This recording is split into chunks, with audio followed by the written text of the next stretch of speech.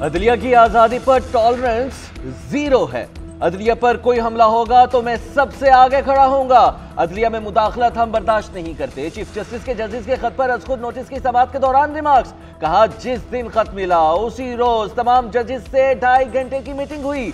अगर मामले को इल्तवा में डालना होता तो मीटिंग रमजान के बाद हो सकती थी। एक नई चीज शुरू हो गई है। वकला कह रहे हैं कि खुद नोटिस लें।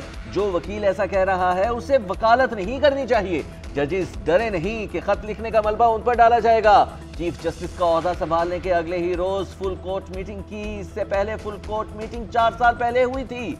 उस वक्त सारी बार्स और वकला कहां थे? चीफ जस्टिस का फुल कोर्ट बनाने का इंदिया कहां? 7 रुकनी लार्जर बेंच इसलिए बनाया क्योंकि इतने ही जजेस इस्लामाबाद में थे। हो सकता है अगली मर्तबा फुल कोर्ट तश्कील दे दें। समाअत 29 अप्रैल तक मुलतवी।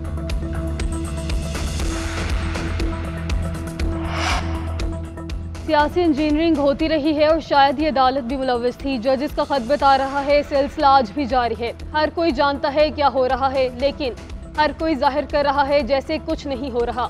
जस्टिस अतर मिनुल्लाह के खुद नोटिस के समाअत के दौरान रिमार्क्स। कहा इस अदालत ने केस में जमानत मंजूर की। फैसले को एक एग्जीक्यूटिव ऑर्डर के जरिए रोंदा गया। अटॉर्नी जनरल साहब, आपने चीफ जस्टिस को धमकियां देने वाले की बात की। क्या आपने देखा कि मनतकी इंजाम तक पहुंचाया गया? आपकी हुकूमत इस केस को मनतकी इंजाम तक ले गई होती तो आप बात करते।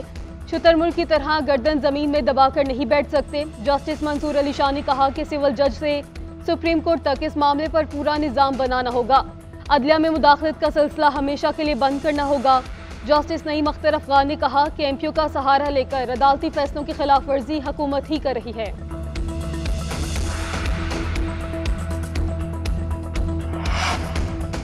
ऐसा तासुर दिया गया जैसे वफाकी हुकूमत अपनी मर्जी का कमीशन बनाना चाह रही है। तसद्दुक जिलानी और नासरुल मुल्क के नाम अदलिया ने तजवीज़ किए। वफाकी काबीना की मीटिंग के बाद तसद्दुक जिलानी का नाम फाइनल किया गया।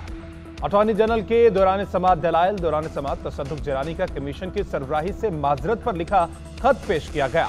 चीफ जस्टिस ने कहा कि हमने ऐसे नाम तजवीज़ किए जिन पर कम से कम उंगली उठाई जाए। सोशल मीडिया पर उनके मुतालिक अजीब बातें हुई। शर्मिंदगी हो रही थी कि एक शरीफ आदमी जिसे हमने कमीशन के लिए नामजद किया था उस पर हमले शुरू हो गए। तसद्दुक जिलानी शरीफ आदमी है, वो तो जवाब नहीं देंगे, वो शरीफ आदमी थे। उन्होंने इनकार कर दिया। ऐसे जाती हमले हुए और ऐसा माहौल बनाया गया तो कौन शरीफ आदमी ऐसी कौमी सर्विस करेगा?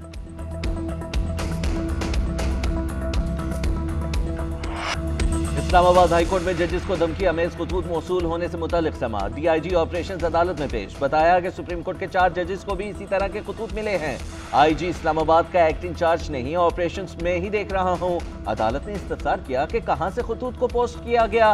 क्या तमाम खतूत एक ही डाकखाने से आए हैं? डीआईजी ने बताया कि मोहर नहीं पड़ी जा रही मगर रावलपिंडी की लग रही है।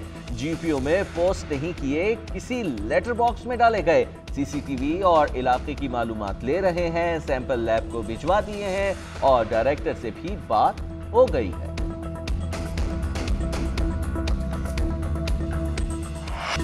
जजेस को मशकूक खतूत मिलने का सिलसिला ना थमा। लाहौर हाईकोर्ट के जजेस के नाम भी मशकूक खत भेज दिए गए। अदालती अमले ने खतूत नहीं खोले, पुलिस हुकाम को तलब कर लिया। डीआईजी ऑपरेशंस का कहना है कि मिलने वाले खतूत की तादाद 4 है। अभी तहकीकात चल रही है। दीगर अदालतों से भी चेक किया जा रहा है। पुलिस ने खतूत तहवील में ले लिए। खतूत पहुंचाने वाला कोरियर सर्विस का मुलाजिम जेर हिरासत।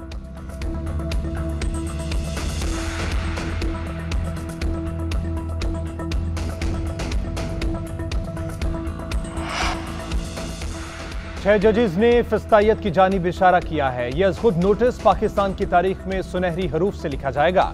ये इदारे के अंदर से मुज़ाहमत है। तहरीक इंसाफ किसी भी इदारे के खिलाफ नहीं सोचती। इदारे शख्सियात से बनते हैं। पीटीआई रहनुमा अली मोहम्मद खान का कहना है कि किसी भी सरकारी एहलकार को सोचना चाहिए कि उसका अमल इदारे की बदनामी का बायस तो नहीं बनेगा। जिन लोगों ने भी ये काम किया उनसे पूछताछ होनी चाहिए।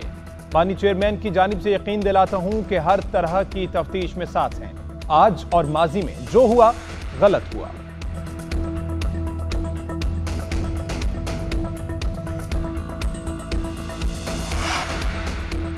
एक मुल्क से ताल्लुकात खराब ना करने के लिए साबिक वजीर आजम को जेल में डाल दिया। ट्रायल जज ने किस बुनियाद पर लिखा कि पाक अमेरिका ताल्लुकात खत्म हो गए? अगर साइफर डिप्लोमेटिक बैग के तौर पर आता तो क्या वजीर आजम सामने ला सकता था?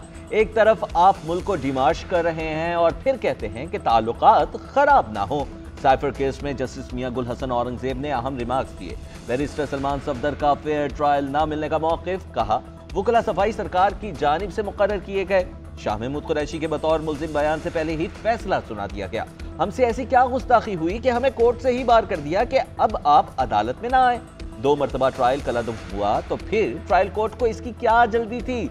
जस्टिस मियां गुल हसन औरंगजेब ने रिमार्क्स दिए, एक दूसरे मुल्क ने आपको बहुत खौफनाक बात कही और वो साइफर में आई तो आप किसी को बता नहीं सकते।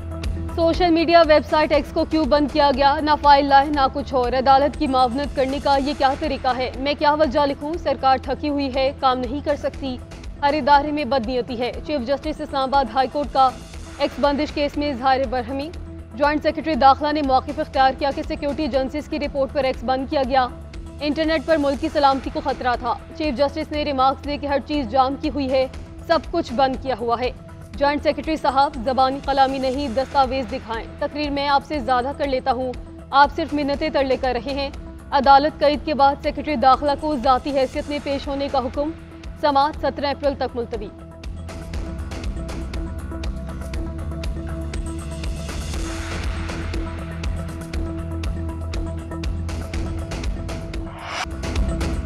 PIA की निजकारी की जानिब एक और कदम, तमाम खसारे, वाजिबात और कर्ज खत्म, बैलेंस शीट क्लियर कर दी गई। PIA के तमाम खसारे, वाजिबात और कर्जे होल्डिंग कंपनी को मुंतकिल। फंड टेकिंग और नॉन को होल्डर में तकसीम करने की मंजूरी। निजकारी कमीशन बोर्ड ने एलामिया जारी कर दिया। नॉन कोर होल्ड को में सासे, बिजनेस, हकूक, प्रॉपर्टी, सरमायाकारी वगैरह दी गई। PIA की एविएशन बिजनेस को देखेगी। एयरलाइन के पास हर हफ्ते 20 ममालिक की 170 फ्लाइट्स के रूट हैं। एयर सर्विस मुआहदे के तहत 97 ममालिक में सफर की एग्रीमेंट है। शेयर्स की कीमत में 650% से ज्यादा इजाफा। शेयर्स के 27 रुपए से बढ़कर 32 रुपए तक ट्रेडिंग होने लगी। खैबर पख्तूनख्वा में मखसूस सीटों पर हल्फ न लेने पर तौहीन अदालत की दरखास्त। पेशावर हाई कोर्ट ने स्पीकर और डेप्यूटी स्पीकर को नोटिस जारी कर दिया। आइंदा समाअत पर जवाब तलब। दरखास्त में मौक़िफ़ इख्तियार किया गया है कि अदालती हुक्म के बावजूद हल्फ नहीं लिया गया। स्पीकर और डेप्यूटी स्पीकर ने अदालती हुक्म की खिलाफ वर्जी की। दोनों के खिलाफ तौहीन अदालत की कार्रवाई करने की इस्तदा कर दी।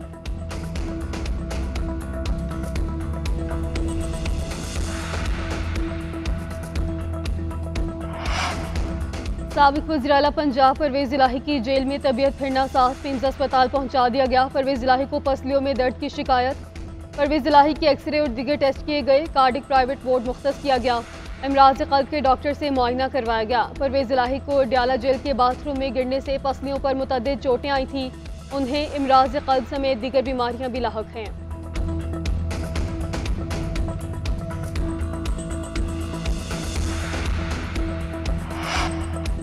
पंजाब हुकूमत ने गंदम की कम अज कम इमदादी कीमत का ऐलान कर दिया। रवां साल के लिए इमदादी कीमत 3900 रुपए फी मन मुकर्रर। सूबाई काबीना ने मंजूरी दे दी। मरीम नवाज ने कहा कि छोटे काश्तकार के मफादात का तहफ़्फ़ुज़ हर सूरत यकीनी बनाना मेरा अज़म है।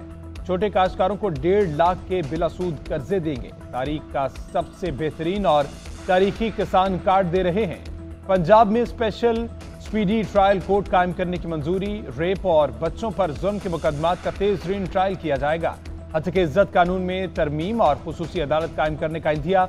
90 दिन में डिग्री और 180 दिन में ट्रायल खत्म करना होगा। कानून मंजूरी के लिए जल्द पंजाब असेंबली में पेश किया जाएगा।